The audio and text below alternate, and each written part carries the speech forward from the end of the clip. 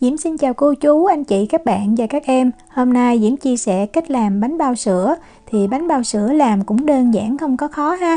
Nhưng mà nếu mà mình không có bột bánh bao á, mình làm bằng bột mì đa dụng á, thì rất là khó để cho cái bánh của mình khi mà hấp chín nó căng phồng, nó đẹp. Thì Diễm cũng làm và Diễm rút ra được một số cái kinh nghiệm Diễm sẽ chia sẻ trong video. Bây giờ mình cùng vào bếp làm món bánh bao sữa với Diễm nha.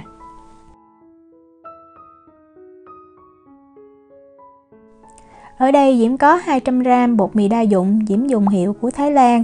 Bột mì đa dụng thì cái hàm lượng protein từ 9 cho tới 11% là mình làm ngon.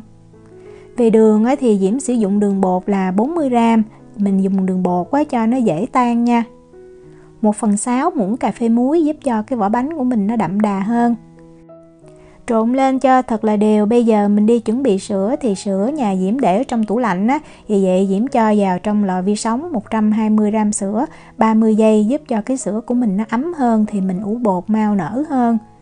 Men nở thì mình dùng men không kích hoạt là 3g, 1 muỗng cà phê á.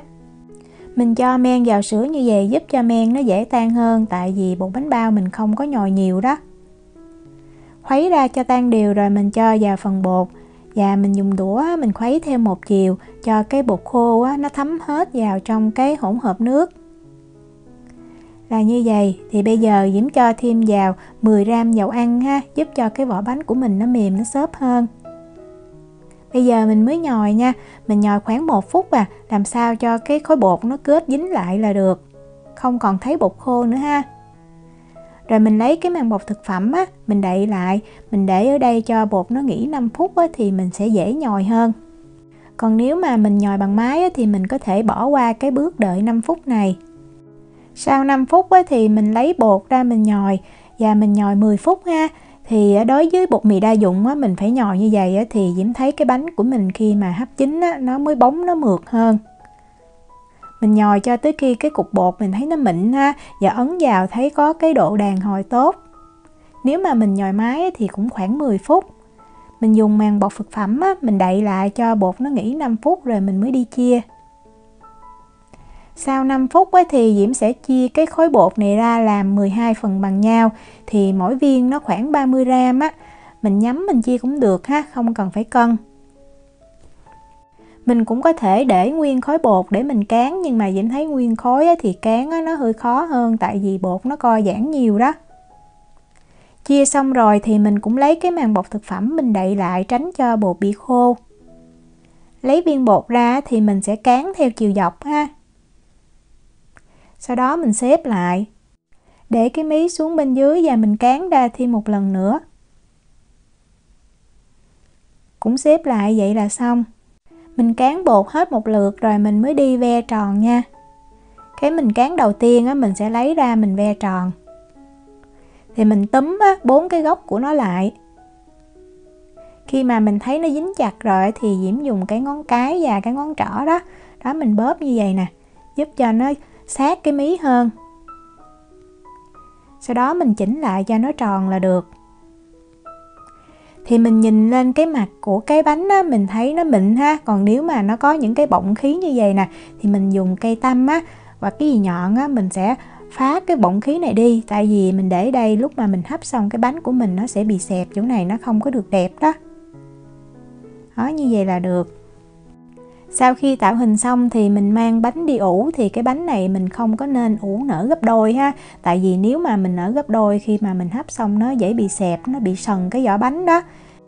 Diễm để vào trong lò nướng, Diễm bật lên 30 độ C và Diễm ủ 60 phút thì Diễm thấy nó nở được 80%. Đó, mình ấn vào mình thấy nó có một cái độ đàn hồi nhẹ và cái bánh nó vẫn còn chắc chứ không phải thiệt là mềm nha. Thì như vậy mình hấp nó mới đẹp. Nước để hấp bánh thì mình cũng để nó sôi nhẹ như vậy, không phải sôi sùng sục Sôi lớn quá thì cái bánh nó nở nhanh rồi nó cũng dễ xẹp.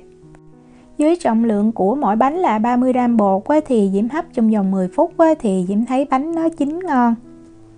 Mình nên canh cái thời gian hấp cho nó chính xác, tại vì hấp lâu quá cũng làm cho cái bánh của mình nó bị sần vỏ đó. Sau 10 phút thì bây giờ mình mới tắt bếp nha. Và mình để cho cái sửng hấp ở trên bếp luôn. Đợi thêm 5 phút nữa rồi mình hãy lấy ra để đảm bảo cho cái bánh của mình nó không có bị sốc nhiệt.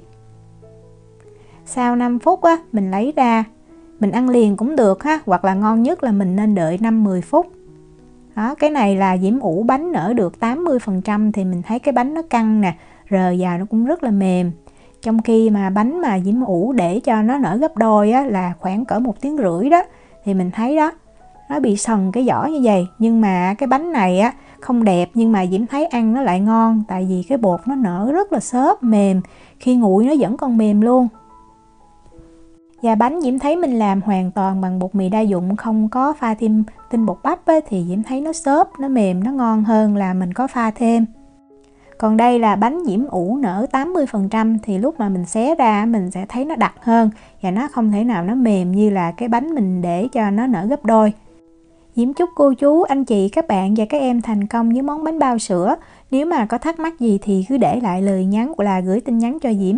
Diễm cảm ơn sự quan tâm theo dõi video rất là nhiều. Hẹn gặp lại trong những video tiếp theo. Chào tạm biệt.